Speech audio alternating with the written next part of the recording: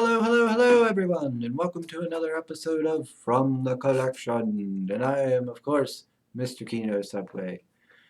And so, for those who do not know, this is a series I do that takes mostly a military history collection of mine, and I'll take a piece here or there, whichever one I guess tickles my fancy, and I sit down and I give a backstory to it, maybe how I obtained it or things like that.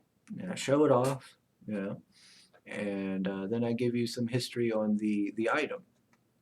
The first item I did was a Mauser semi-automatic pistol from World War One. And so for this one is actually going to be something a little different. It is a firearm.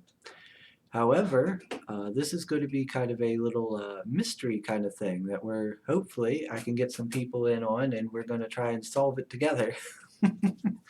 um, so for backstory, years back, I went to an auction like I do, and I ended up getting two firearms. Um, for the life of me, I can't remember which one was the other one, but I also obtained the one here in question, and I call it my Majestic Mystery Musket. I obtained this for, I think it was $20. It was next to nothing compared to what you would pay for any other firearm. So I got it on a steal. It's basically, I guess you would call it a wall hanger. Um, but I'm kind of, I'm glad about it. I normally do not buy wall hangers. I do not like them. If the gun isn't functional enough to go through, cycle its action and everything, I don't see the point in getting it. But this one, I don't complain. This will be going somewhere and looking fancy. So without further ado, I present to you my little mystery gun. Alright, let's see if I can get her. This is a very tiny little gun, as you can tell. And it is a little musket. And it is also highly decorative. Now, I do not know where it has come from. I assume that it was manufactured maybe by a private gunsmith or something, or maybe some sort of manufactory in London, as it has, if you can see. I don't know if I can get it to show. I'm sorry, I don't know why my camera all of a sudden got so blurry anymore. But I think you can make out the letters there. It says London on the barrel top here. You can also see the highly decorative barrel. Look at that. That is so nice looking. And it's not just obviously the barrel, but I mean, that could be ivory there, these little white inlets. Then, of course, there's the nice, highly decorative all along the stock. Even your plate, what's it called? Base plate. Here it has decoration on it, which I don't think you could see because my dang thing's so dang blurry. I'm gonna have to get all new equipment. I see now. Once I get my financial situation fixed and my budget all fixed and everything, that will probably be my first business. My first buy will be new camera, new headset. So when I do the live streams and stuff, I'll have one of those fancy little mics that sits there, and I can be like, "Hello." But anyway, sorry, went off on a tangent there. Look at the stock. I mean, ain't that gorgeous? Look at that. Yeah. Let's see if I can show it like that. You get a good view of everything here. Like even where your cleaning rod goes has, like I said, like decoration on the, on everything. Now I'm thinking perhaps maybe the barrel got cut off here because it kind of comes to an abrupt end and everything, but I'm not sure because the decoration seems to end nicely on that little point, so it might not have, but I don't know. I mean, but the size of it, it's just so freaking tiny.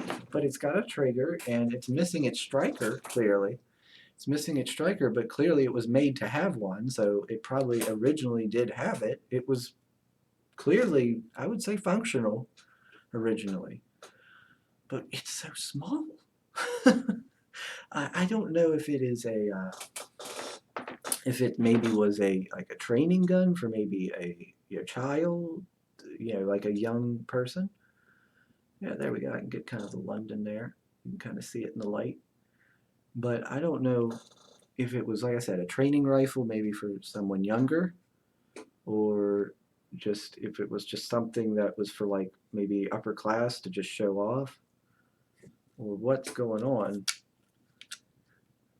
with it. But it is just so nice looking. It's going to go up on my walls. It's going to go somewhere on a wall or in a nice display case.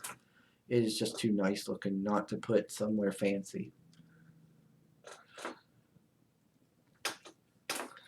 But yeah, I paid like 20 bucks for this. I think I got a good deal. I mean, even if it turns out to be fake, which I don't think so. I think this is something legitimate somehow. Because I mean, look, why would if they did, they put a lot of effort into trying to make a fake gun here into something fake that ain't worth nothing.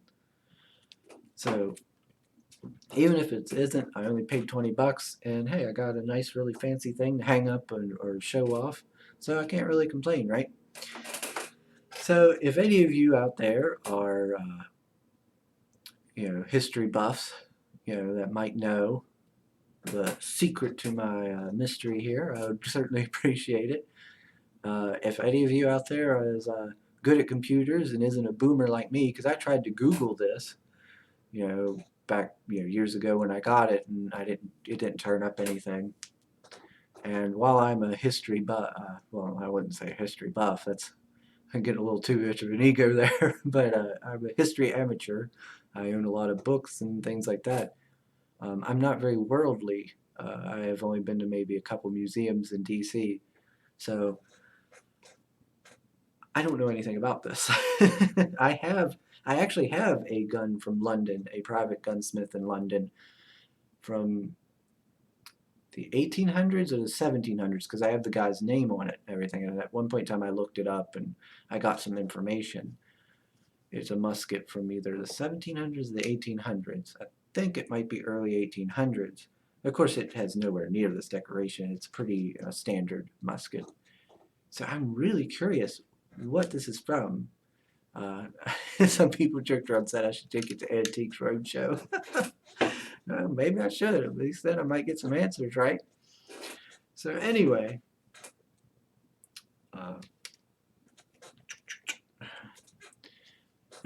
I do appreciate anyone who watches the videos. Of course, anyone who likes. And if you're new to the channel, please do subscribe. I do live streams every Monday and Friday, where I interview comic book creators and talk about their project. Well, it's not really interviews, more like casual conversation with comic book creators, and we talk about their projects and anything else that comes up. And I'm also going to try to get back into doing videos, videos like this, videos where I review comic books, video games, anything that, generally video games, comics, and my military history is my ballpark, I guess you'd say. So like I said, I do appreciate anyone who does decide to watch this, and anyone who can help me uncover the mystery. Of course, I will be greatly appreciative and grateful. So thank you all, and yeah, I will talk to you either on the next video or I will see you on Friday morning for the morning roast. Good day.